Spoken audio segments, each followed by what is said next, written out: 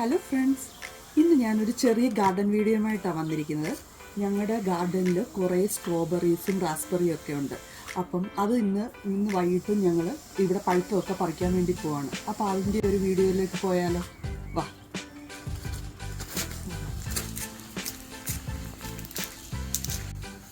ഇത് കണ്ടോ, നല്ല പഴുത്ത സ്ട്രോബെറീസാണ്. അപ്പോൾ അത് നമ്മളിപ്പോൾ എല്ലാം പറിക്കുകയാണ്. നല്ല പഴുത്തത് മാത്രം നമ്മളിപ്പോൾ നോക്കി പറിക്കുകയാണ്. എല്ലാ ദിവസവും പറിക്കുമല്ലോ, അതുകൊണ്ട് നന്നായിട്ട് പഴുത്തത് മാത്രമേ ഇപ്പോൾ പറിക്കുന്നുള്ളൂ. ഇവിടെ കുറച്ച് വെയിൽ കുറവായതുകൊണ്ട് ചില സ്ട്രോബെറീസൊക്കെ ഭയങ്കര ചെറുതാണ്. വെയിലടിക്കുന്നിടത്ത് നല്ല വലുതായിട്ട് വരും സ്ട്രോബെറീസ്. കുറേയൊക്കെ പോവുകയും ചെയ്യും. ഇതിൽ പുഴുക്കളും ഒക്കെ ചില പുഴുക്കളൊക്കെ കടിച്ചിട്ട് പോവും. അതൊക്കെ ഞങ്ങൾ കളയും. നല്ല സ്ട്രോബെറീസ് മാത്രം ഞങ്ങൾ പറിച്ചെടുക്കും. നല്ല മധുരമല്ല, കുറച്ച് പുളിയും കൂടെ ഉള്ളൊരു ടൈപ്പാണ് ഞങ്ങളുടെ ഈ സ്ട്രോബെറി. പക്ഷേ എല്ലാ വർഷവും അത് ഞങ്ങൾക്ക് ഒരുപാട് സ്ട്രോബെറീസ് ഞങ്ങൾക്ക് എല്ലാ ദിവസവും കഴിക്കാനുള്ളത് ഇതിനകത്തുനിന്ന് കിട്ടും. ഞങ്ങൾ ജാമിടാറുണ്ട് ചിലപ്പം, പിന്നെ ഫ്രണ്ട്സിനൊക്കെ കൊടുക്കും. ഇത് കണ്ടോ, നല്ല വലിയ സ്ട്രോബെറീസും ഉണ്ട് അതിൻ്റെ ഇടയ്ക്ക്.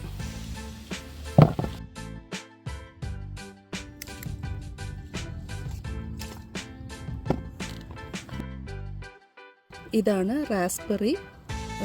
കുറേ ഉണ്ട്, പറിച്ചിട്ട് ഇങ്ങനെ കിട്ടും. അപ്പോൾ ഇവിടെ കുറേ ഇടത് നിൽപ്പുണ്ട്.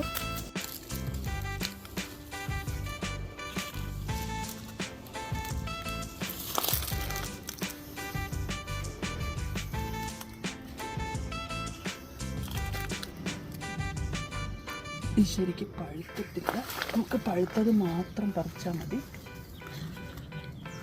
ഇത് നല്ല മുള്ളുള്ള ചെടിയാണേ. ഇവിടെ കുറേ ഉണ്ട് നല്ല പഴുത്തത്.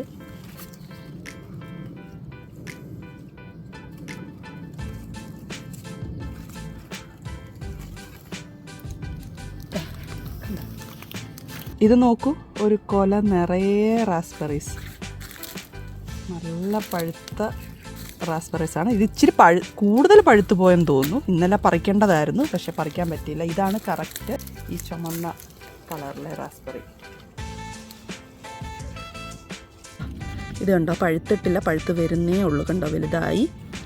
ഇതുണ്ട്, ഇതൊക്കെ ഇത്രയും വലുതായി. അപ്പം നമുക്ക് എല്ലാ ദിവസവും ഇതുപോലെ കുറച്ച് പറിക്കാൻ കാണും. നാളെ ആകുമ്പോഴത്തേന് കുറേ പഴുക്കും. പിന്നെ ചെറുത് അങ്ങനെ പഴുത്ത് വരും.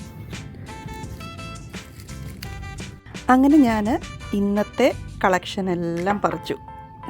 സ്ട്രോബെറിയും റാസ്ബെറിയും ഒക്കെ പറിച്ചു. നല്ല പഴുത്തതൊക്കെ നോക്കി ആണ് പറിച്ചത്. അതിൻ്റെ ഇടയ്ക്ക് കുറച്ച് അത്ര പഴുക്കാത്തതും ഉണ്ട്. നല്ല പഴുത്തത് കണ്ട് എന്ത് രസമാണ്, നല്ല വലിയ നല്ല പഴുത്തത്. ഇതിന് നല്ല മധുരവുമായിരിക്കും, നല്ല വലുതിന്.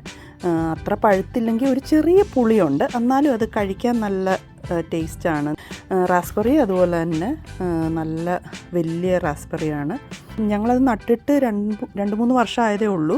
പക്ഷേ ഇപ്പം നല്ലതായിട്ട് വരുന്നുണ്ട്. ഒരുപാട് റാസ്ബെറീസ്, ഇപ്പോഴും പച്ച റാസ്ബെറീസ് ഒത്തിരി നിൽപ്പുണ്ട്. അപ്പം ഇനിയിപ്പോൾ ഈ സമയത്തെല്ലാം നമുക്ക് എല്ലാ ദിവസവും നമുക്ക് കഴിക്കാനുള്ളത് ഉണ്ടാവും പറിക്കാൻ.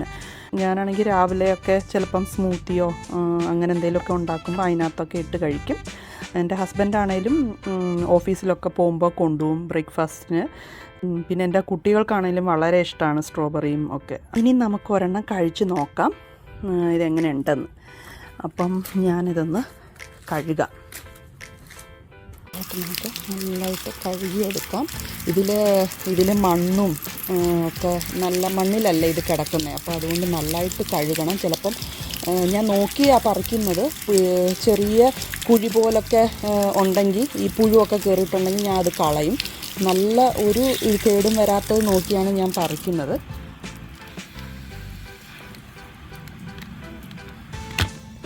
നല്ല പഴുത്ത നല്ല വലിയ സ്ട്രോബെറിയാണ്. കഴിച്ചു നോക്കാം.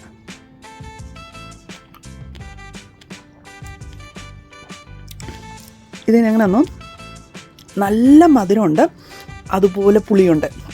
അങ്ങനത്തെ ഒരു ടൈപ്പാണ് ഞങ്ങളുടെ ഇവിടെ നിൽക്കുന്ന സ്ട്രോബെറി. പക്ഷെ സൂപ്പറാണ് കേട്ടോ, നല്ല റിഫ്രഷിംഗ് ആണ് നമുക്കിത് കഴിക്കാൻ. രാവിലെയൊക്കെ പറിച്ച അപ്പം തന്നെ കഴിച്ചാൽ അതിനൊരു പ്രത്യേകം ടേസ്റ്റാണ്, നല്ല ടേസ്റ്റാണ്. നല്ല സ്വീറ്റുമാണ്, അതിൻ്റെ കൂടെ സവറും ഉണ്ട്. ഈ പ്രാവശ്യം ഞങ്ങൾക്ക് ചെറി ഒട്ടും കിട്ടിയില്ല. ശരിക്കും ഞങ്ങൾ 2 ആഴ്ച നാട്ടിൽ പോയിരുന്നു മെയ്യിൽ. അപ്പോൾ ആ സമയത്ത് പൂവൊക്കെ നല്ലതായിട്ടുണ്ടായിരുന്നു. പൂവൊക്കെ നന്നായിട്ട് വന്ന് പിന്നെ അത് എനിക്കറിയത്തില്ല, ഞങ്ങൾ നാട്ടിൽ പോയി കഴിഞ്ഞപ്പോഴത്തേന് ഇവിടെ നാട്ടിൽ മഴയായിരുന്നു, അതുപോലെ തന്നെ ഇവിടെയും അതിനേക്കാട്ടിലും മഴയായിരുന്നു. മഴയും പിന്നെ ടെമ്പറേച്ചറും ഭയങ്കര ഡൗൺ ആയിരുന്നു. അപ്പോൾ എനിക്ക് തോന്നുന്നു ആ മഴയത്തൊക്കെ ആ പൂവെല്ലാം പോയി. അതുകൊണ്ട് ഈ പ്രാവശ്യം ഞങ്ങൾക്ക് ഒരു ചെറി പോലും കഴിക്കാൻ കിട്ടിയില്ല. ഞങ്ങളിവിടെ തിരിച്ച് വന്നു കഴിഞ്ഞപ്പം ഞങ്ങൾ അടുത്ത ദിവസം തന്നെ ഞങ്ങൾ ഇറങ്ങി വെളിയിൽ നോക്കിയപ്പം ഒരൊറ്റ ചെറി പോലും ഇല്ല.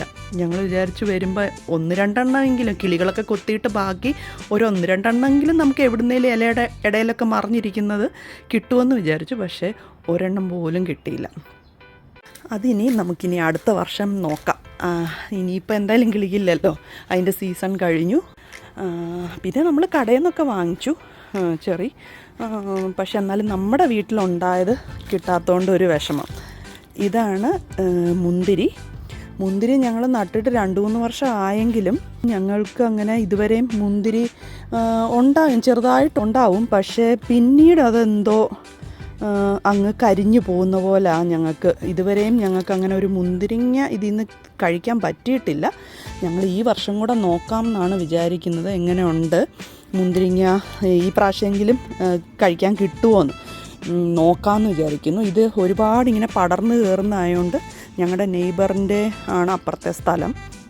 അപ്പം അറിയത്തില്ല, ഈ ഒരുപാട് പടർന്ന് അങ്ങോട്ടൊക്കെ പോകുമ്പം അവർക്കും ചിലപ്പം അതിഷ്ടപ്പെടണമെന്നില്ല. നമ്മളത് വെട്ടി നിർത്തണം. അങ്ങനെ കാട് പോലെ ഇവിടെ വളരാൻ ഇവർ സമ്മതിക്കത്തില്ല.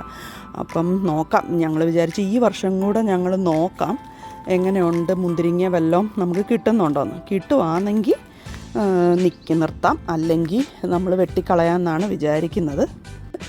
ഇതുപോലെ കുറേ ഉണ്ട് ഇതിനകത്ത്. പക്ഷേ കഴിഞ്ഞ വർഷമൊന്നും ഞങ്ങൾക്ക് ഇതുപോലെ ഇച്ചിരിയും കൂടെ വലുതായി, എന്നിട്ട് പിന്നെ അതെന്തോ കരിഞ്ഞു പോയി, ഞങ്ങൾക്ക് കിട്ടിയില്ല.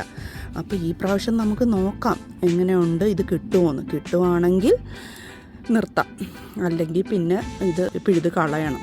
അല്ലെങ്കിൽ ഇത് ഒരുപാട് കാട് പോലെ വരുന്നതാണ്. പക്ഷേ ഒന്നും കിട്ടിയില്ലെങ്കിൽ വെറുതെ ഇതിവിടെ ഇങ്ങനെ നിർത്തിയാൽ ഇത് ഫുള്ള് ഈ ഫെൻസേൽ മൊത്തം പടർന്നങ്ങ് കയറുകയല്ലേ.